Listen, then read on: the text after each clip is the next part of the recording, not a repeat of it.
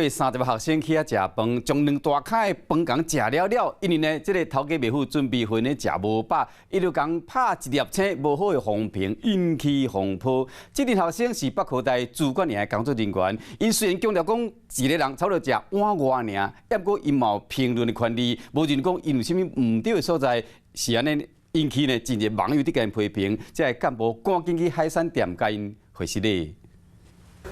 开门做生意进前，店家就已经提早煮饭传料，做食是不加辛苦。不过昨日暗时啊，本正讲差不多20个人要来食饭，结果超过30个人，甲2摊白饭全部碎了，阁有真侪一粒菜评论，互店家真无奈。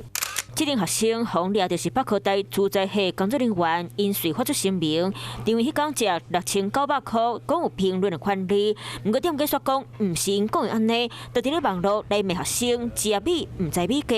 应该去受礼貌的课。佮讲学生食饭帮助发育，不过倒着啉喜买奖治，学生则紧赶到店家会室咧，同齐翕食上，爱大家莫生气。有来道歉了，那我也希望，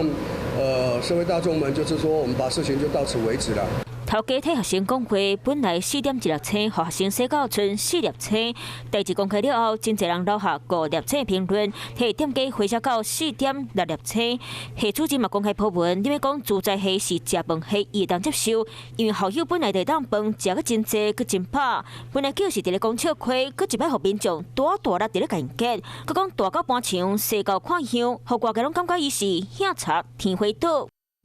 嗨，我是庄宇杰。想要看到更多的新闻内容吗？赶快订阅华视新闻的 YouTube 频道，并且开启小铃铛，跟着宇杰一起看新闻吧。